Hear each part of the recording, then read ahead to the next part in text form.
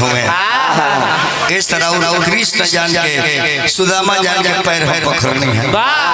ऐसे भी रहुआ जादू कुल के लड़का बानी, जादू कुल के लड़का के मान सम्मान देवे के चाहिए। लाल बाबू डॉक्टर तडेरिया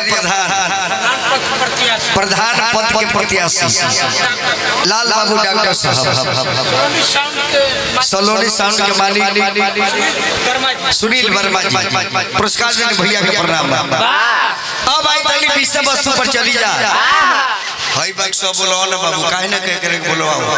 हई बोला तो जी जाही नहीं कहते, हो बोला तो सिजिया लगता है करे बोलो तो तनी होने घूम करी। अब तनी भगवान के और माता रानी के चर्चा में चली।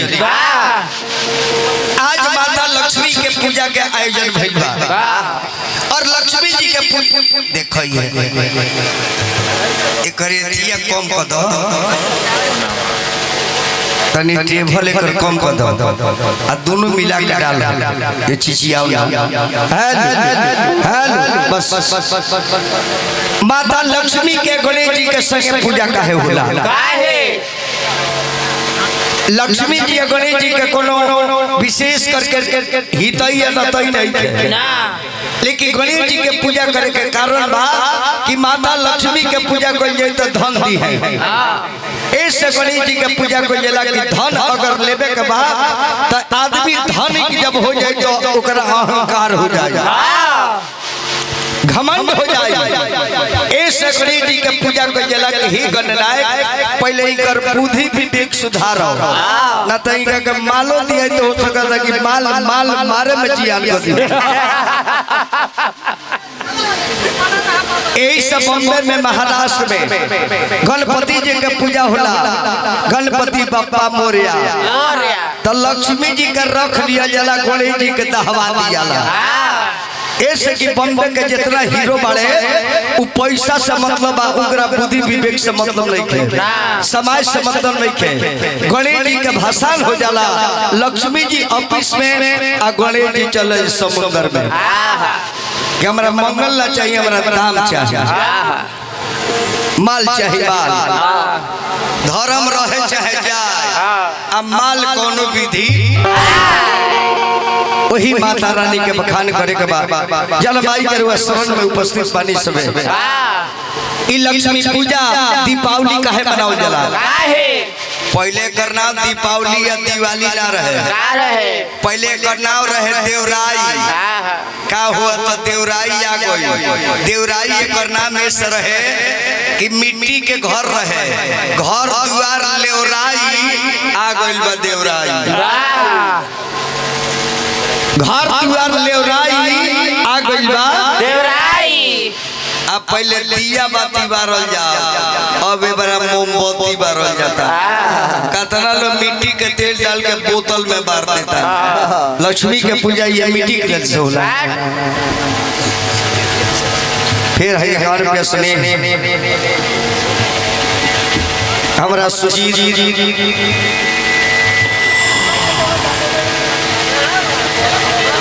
जन सेवा केंद्र आसमानपुर ढोठा के माध्यम से पुरस्कार में अभिनंदन बा।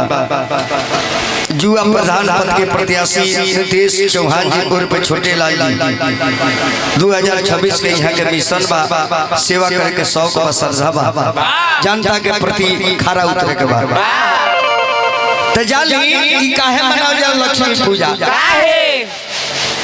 जल रावण के अत्याचार बढ़ गई और रावण माता जानकी का अपहरण करके लंका में लेके चल गई। माता बड़ी वियोग में बारी अशोक वाटिका में रावण रखले बा। जन अशोक वाटिका में रावण के सब काम जारी रहे। हनुमान जी लंका में गए, लंका जला दहले, जबकि सोना जलता नहीं है। सोना अगर आग में पड़ जाए तो लाइट बढ़ जाता है लेकिन जलता नहीं है। और सोना आग से जल गई, एक मतलब की जाली रहे रावण के सोना भी। अक्षय कुमार के हनुमान जी मार के मुआ देले, जेकर नाम रहे अक्षय, जेकर क्षय ना होला ओकर नाम अक्षय हो, और ओ अक्षय के मरले तब मरी गई। जन वाटिका में माई जानकी के रखले बा, वो वाटिका के नाम अशोक वाटिका। अशोक जहाँ शोक नहीं होना चाहिए उस अशोक वाटिका में माता शोक में डूब के रुआ था। रावण के जब भगवान मार देता नहीं तो हनुमान के बुला के कनिक हनुमान सीता के लगे चल जा। सीता बड़ी वियोग में बड़ी उनकरा ही बुझा गल बा कि स्वामी हमार घरे ना लेके जाए। इस बात जाके जानकी से सुनावा खबर उनकर प्राण के बचा लो। हनुमान जी कहली कि प्रभु हम जा रहे बड़ी माता के लगे जय श्री राम कह के माता के लगे अशोक वाटिका में पहुंचले। माता जानकी देखली त रुगे लगली कहली कि कह हनुमान बतावा हनुमान भगवान हमरा के लंका में छोड़ दे के लंका से लेके जाए। रावण के बात सुन सुन करे जा में घाव हो गइल बा। बार-बार रावण धमकी देता कि सीता हमरा के तरफ देखो अनंत तर के तलवार से हम काट दे। बाबू श्री बंटी राम जी प्रमुख बने हम बंटी बाबू के शुभकामना करते हैं अभिनंदन करो जेकरा पद में लिखल बा बंटी राम एले निमन कोनो टाइटल होई जी जेकरा नामे में राम पड़े बंटी राम। हम इतना भगवान के भजन करतनी तो हमार टाइटल देख गिरी गिरी गिरी गिरी गिरी यानी कोई खड़ा ना रही गिरल रही। औहा का नाम बंटी राम अगर 24 घंटा कह दिया जाओ बंटी राम बंटी राम बंटी राम बंटी राम अष्टजाम हो जाए। इससे पूरा राम समाज के हम हार्दिक स्वागत अभिनंदन करते हैं। माता जानकी रोली कहा हनुमान भगवान हमरा विषय में याद करता नहीं कि हमरा के लंका में छोड़ दे की बुलाई कहले कि माई आज मालिक के बहुत बड़ा काम कइले बानी बहुत बड़ा यानी तू हमार प्राण के बचावे खातिर आइल बड़ो तीहा देता रहो संतोष करावता रहो। हमार भगवान राम कइले का बानी है तो माता विश्वास करी रुगा अब रोई मत। बेटा के सामने माई के आंख से आंसू गिर गई वो बेटा के जियल धिक्कार हवे माई आंसू मत गिराई अब देर नहीं के भगवान हुआ के लेके जाए। माता हंसी आई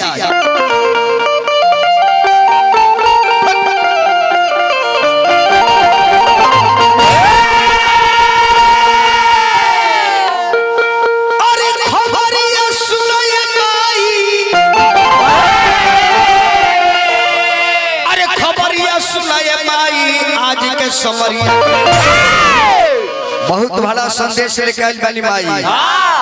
अरे खबरिया सुनाए माई आज के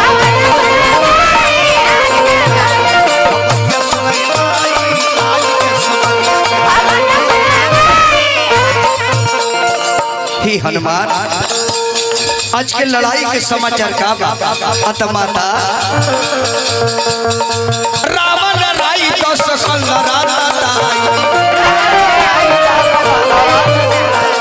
रावण राई तो सकल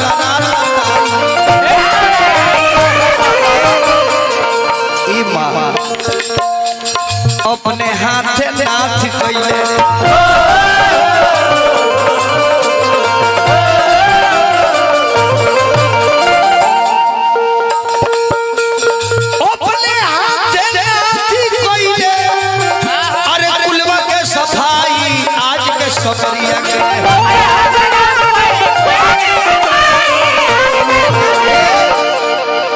कहली कि ना हनुमान हमारे स्वामी रावण के कैसे मार देनी जेकरा 10 को मुड़ी 20 को हाथ हमार मालिक उतना सुखवार हाथ से कैसे रावण के वध को दे।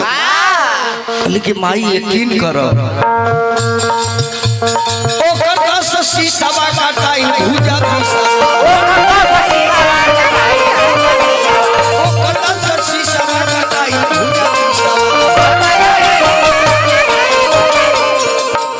माई जब रावण धरती पर गिरल हो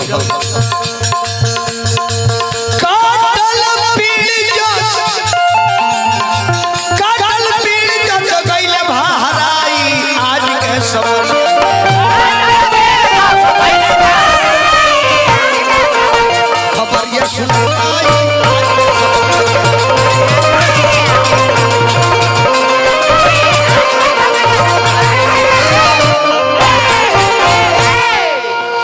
माता ये बात जब सुनली भैया लो चाचा लो झरझर आँख से लोट गिरा था कि रावण पापी मर गई। हनुमान ऐसा समाचार सुनबलो कि हमरा लगे कोई ऐसा संपत्ति नहीं कि जो हनुमान तारा के दे के सम्मानित करी। तीनों लोग में नहीं खेलोगत कि कौन धन तारा के दी।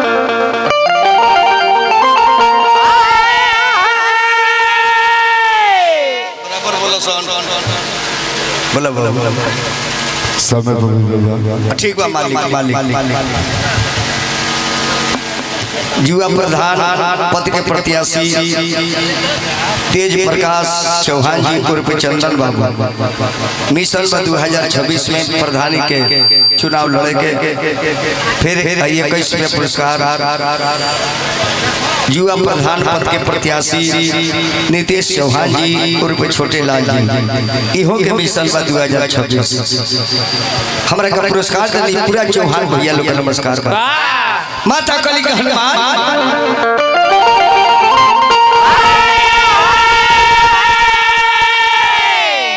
का दीदी हनुमान तोहरा के अरे का दीदी हनुमान कान सुनावला कि अरे रावण बोले ऐसा खुशी महान तीनों लोक में अरे लौकत नहीं कि देख के करी सम्मान तोहरा के अरे का दे दिए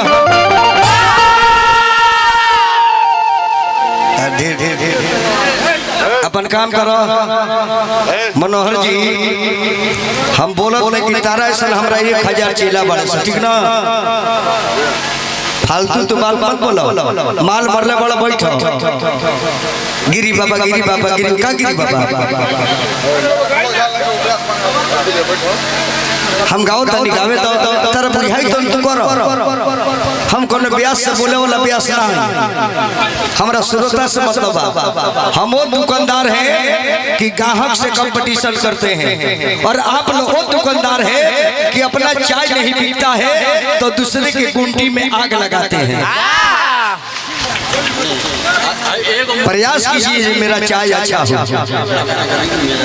मोटरिया लगाना गाँव के 100 रुपया कहाँ से कहाँ मोटरी के गाना गौवन राम गोविंद चौधरी जी प्रतिपक्ष के नेता बन एक घड़ी नैहर हमको में भागता हेसन लोग के चलते का जाने नैहर भाग के जाए ऐसा लोग बा का जाने का करी कोनो तोई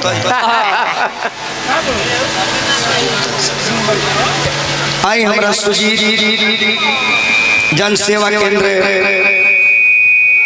आसमान ढोटा के माध्यम से पुरस्कार अभिनंदन बा बबुआ। लेकिन ये बात के ठाकुर जी कहनी है लहरी जी लिखनी ठाकुर जी के ना लहरी जी के हो यह जब ना जननी तो गौया का बने धुरान काका के नाम पर तू लोग कलंक लगाओ तरो उनका आत्मा कितना रुवत हुई। एगो हम समाज में बलिया में का कमैनी कि हमारा नाम धकेलो मिट्टी में मिला रहल काली सीता जी हनुमान राम भगती में अरे भी जल रहबा देत बानी है वरदान